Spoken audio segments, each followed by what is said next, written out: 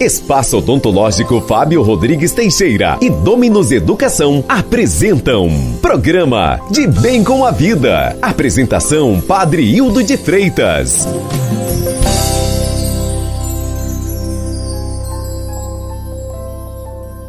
Terça-feira, dia 5 de novembro, 31ª semana do Tempo Comum.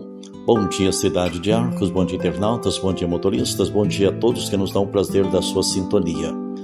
Não me abandoneis, Senhor meu Deus, nem fiqueis longe de mim. Vinde em meu auxílio, ó Senhor, força da minha salvação. Não são as pessoas cheias de compromisso e que não têm tempo a perder que participam da festa, justamente por estarem muito atarefados.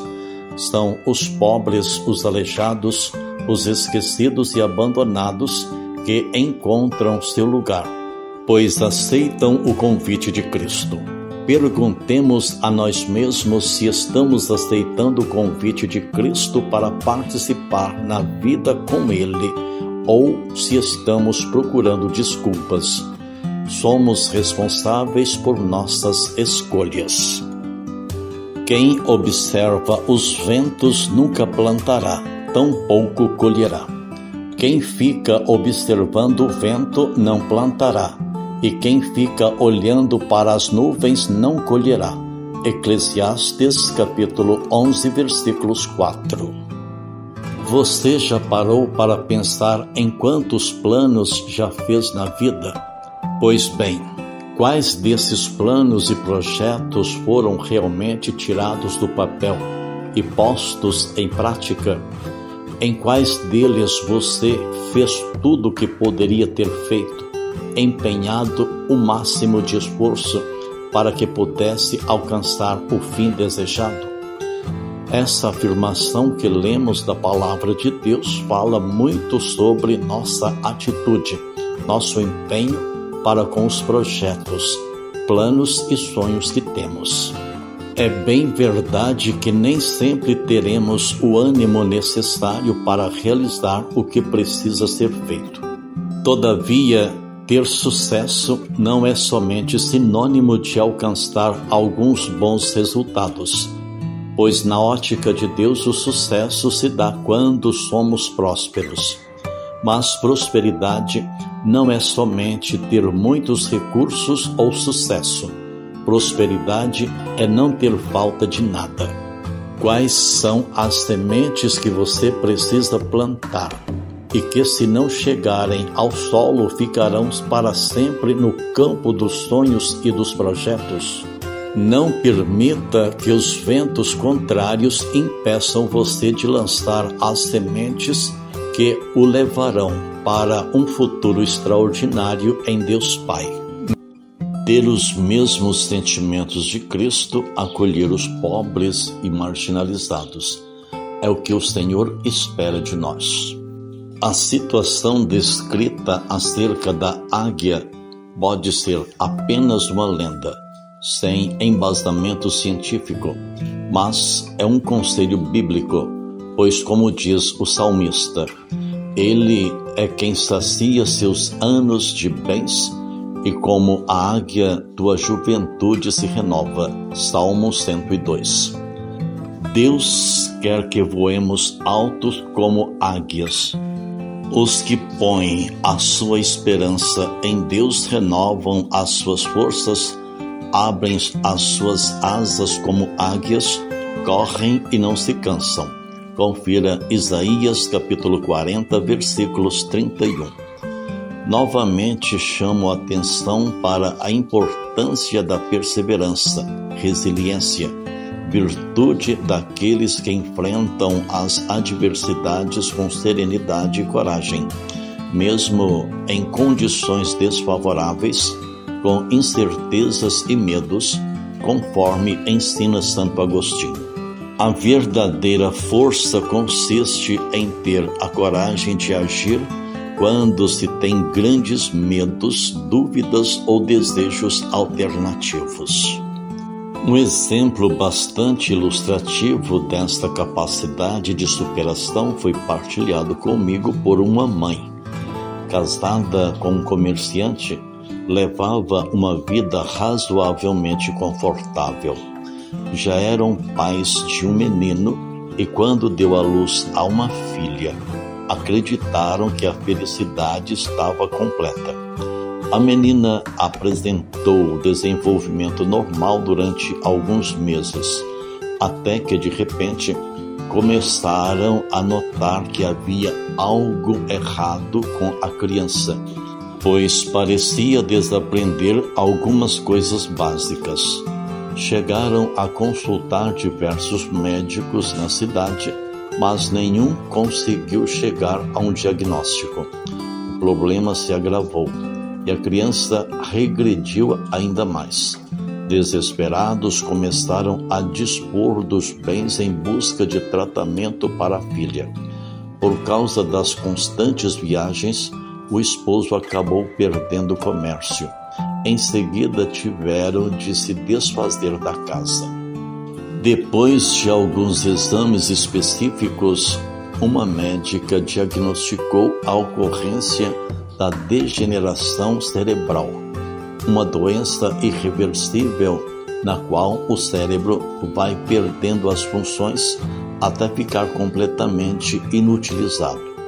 Em relação à criança, não houve cura, porém foi justamente isso o que mais me chamou a atenção, pois mesmo assim, esta filha de Deus e seu esposo encontraram forças para enfrentar o problema, o que pode ser comprovado pela seguinte declaração: nós aprendemos a respeitar a doença de nossa filha, adaptamos-nos à realidade para proporcionar a melhor qualidade de vida e dar a ela todo o carinho no tempo de vida que ainda tem. Estamos muito mais unidos, fortalecidos e em paz.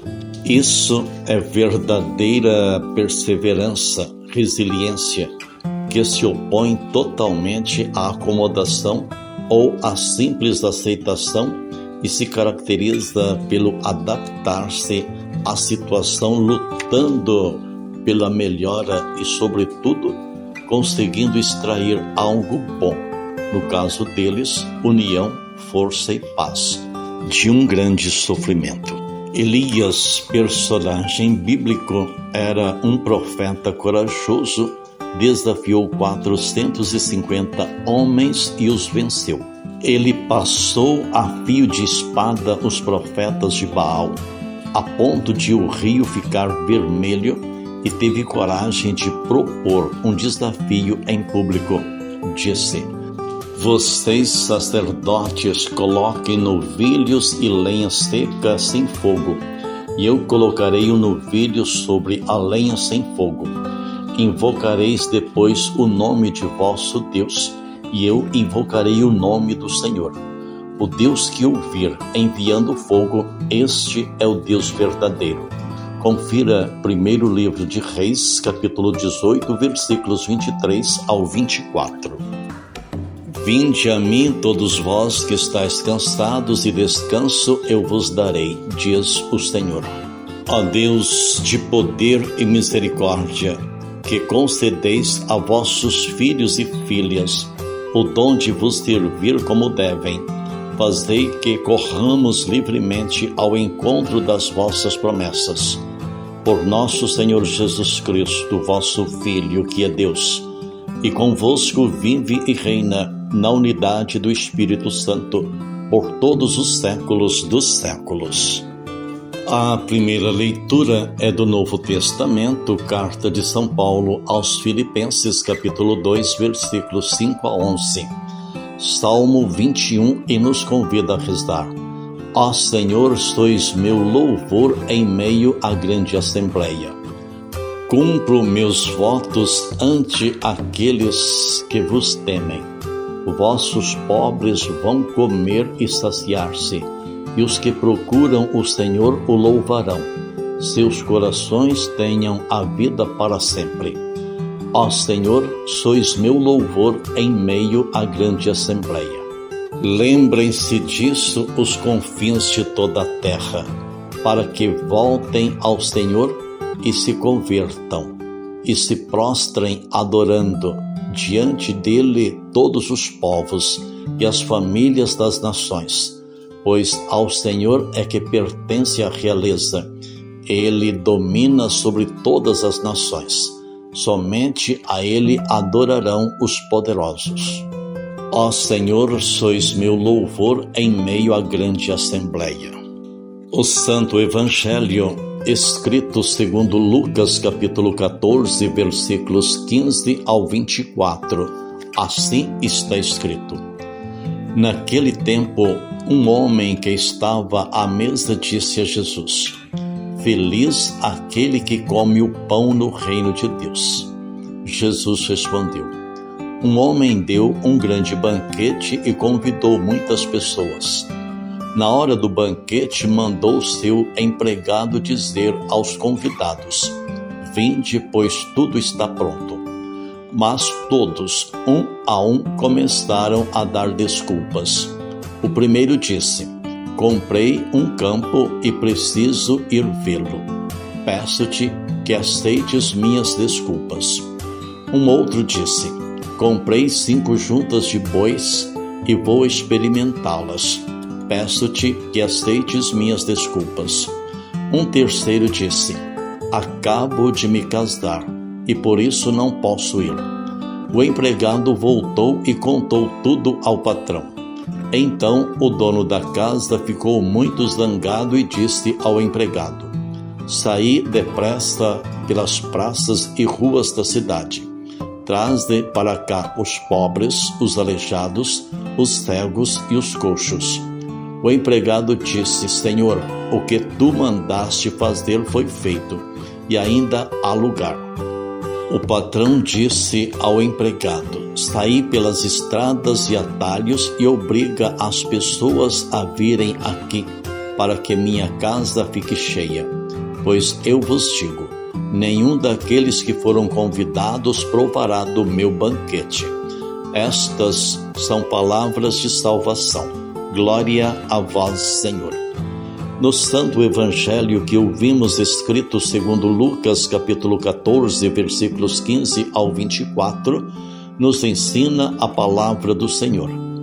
Aproveitando a frase daquele homem, Jesus comparou a oferta da salvação como o convite para um banquete. Muitos acham que são muito importantes e têm coisas melhor a fazer. Perdem a oportunidade e a oferta é feita aos que reconhecem como necessitados de salvação. E o convite a esses necessitados é amplo. A sala de banquete tem de ficar cheia até não mais caber ninguém. Vós me ensinastes o caminho para a vida. Junto a vós, Senhor, felicidade sem limites. Jesus procurava ensinar de modo que as pessoas pudessem entender sua mensagem, que era a do reino. Por isso, usava muito do recurso das parábolas, um modo simples de colocar a verdade do reino diante das pessoas. As parábolas manifestavam uma realidade conhecida ou bem presente da vida daquele povo, como a parábola da semente, quando não havia a técnica agrária de nossos dias.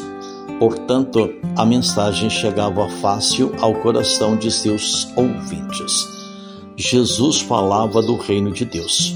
Os vários segmentos religiosos em Israel tinham lá suas concepções de como viria o reino de Deus.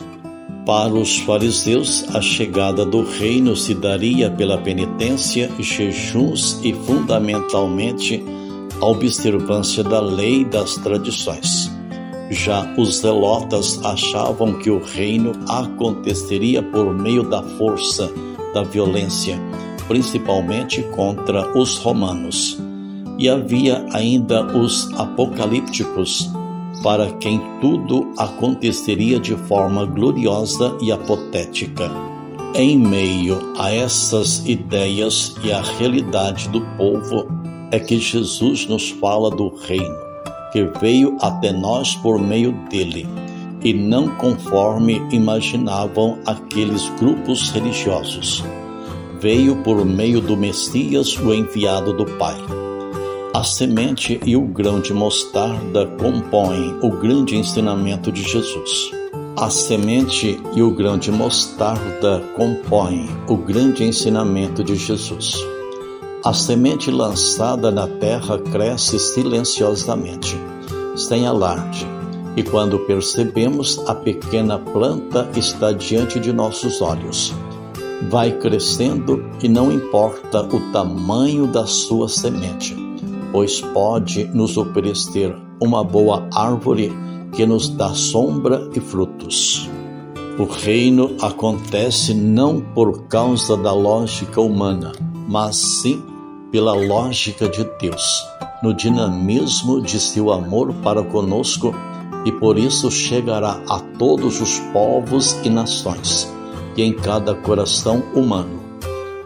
Tudo se realiza sem alarde, sem apoteose. No entanto, vai fazendo com que a realidade velha dê lugar à nova, a realidade de Jesus, de seu projeto de vida e salvação.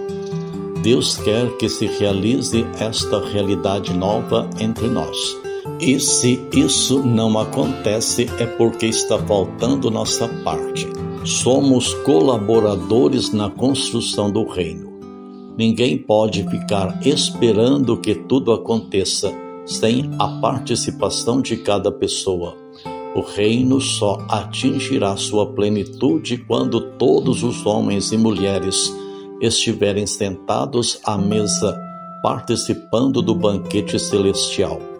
Façamos, pois, nossa parte e não andemos no caminho da negligência e comodidade. Abençoe-vos o Deus Todo-Poderoso, Deus Pai, Deus Filho e Deus Espírito Santo.